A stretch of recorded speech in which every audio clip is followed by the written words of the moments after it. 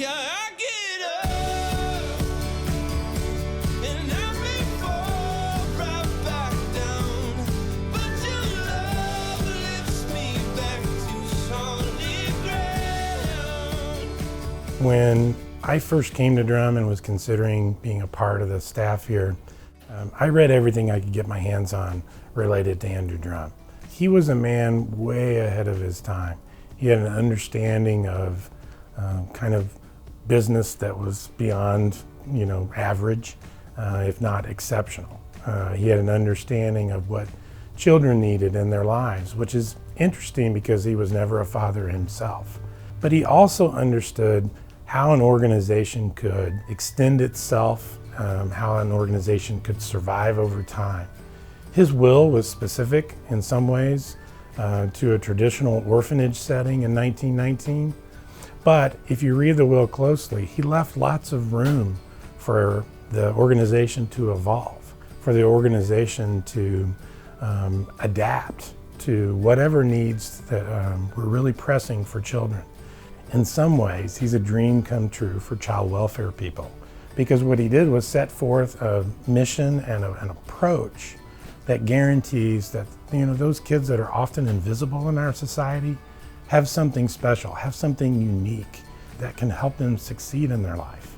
I'm Robert Wade. I'm a foster parent with my wife Cynthia at Drumm Farm, and we're the foster parents of 3 kids, 2 girls and a boy at this time, 15, 13, and 12.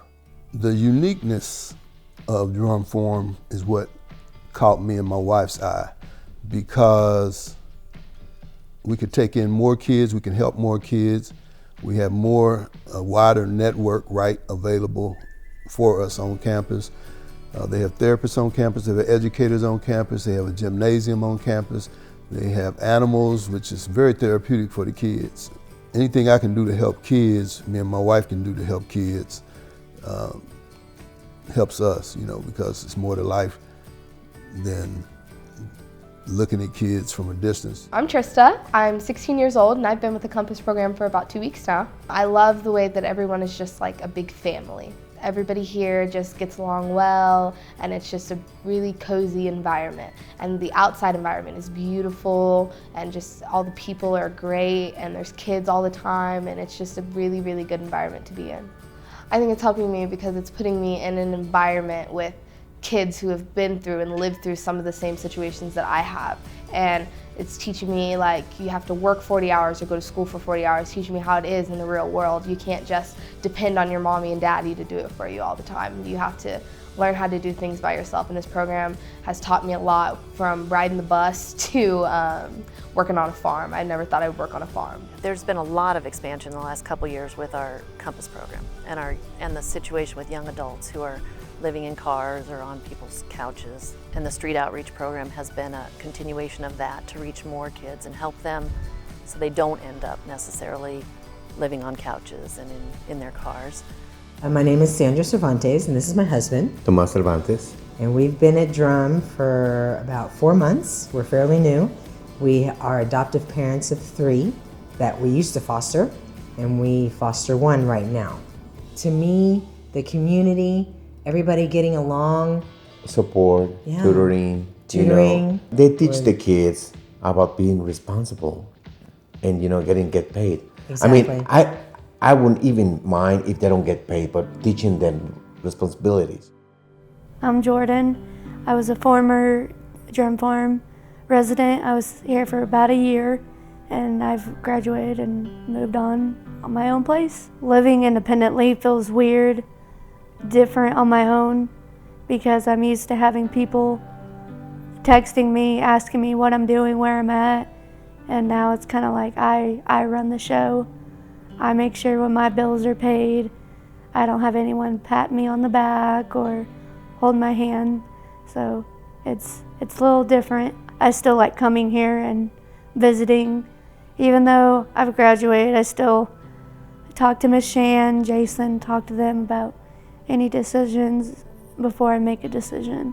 Just know that I'm doing the right thing. When I first got here to Drumm, I didn't trust people. Like, I didn't trust John, Jason, Brad, or anyone for that matter, because everyone had let me down. My parents let me down, friends had let me down, but after a year, it's kind of like these people really do care. They really want me here, they like me here.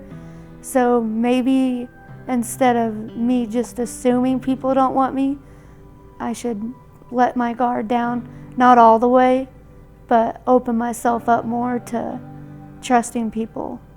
That way I can build better relationships. My name is Ray Blackman. I'm a Drumm Farm alumni. I grew up here, came out here in the middle 50s, and I graduated in 1961. At the age of 5, I remember seeing my mother at a bus stop get on a bus and wave goodbye, and I'm going, well, where is she going, to the store? And that's the last I saw of her. I would say growing up out here was probably the best thing that ever happened to me. I think that's what Andrew Drumm was trying to achieve back in that time. What they've done now is try to help people the same kind of way and see how far we can go and see how far we can take it. I wouldn't have never thought about something like this when I got into it, but boy, what a great idea they had. What a great plan. What a great plan. He was like the seed. Andrew Drumm was like the seed that he planted himself, and he planted the initial ideal, and it started blooming, and it bloomed into a great atmosphere, just peaceful. And I think that's probably the best word for this whole environment, is peaceful. Well, if Andrew Drumm did roll in here right now or ride in on his horse, which is how he used to get here from Kansas City, I think he would come up, he'd ride around, he'd take a look, and he would be really proud of what his legacy and his values resulted in. We've continued from his will and from the documents that we know about him and from Cordelia, we've really tried to stay true to what he wanted, which was helping young people.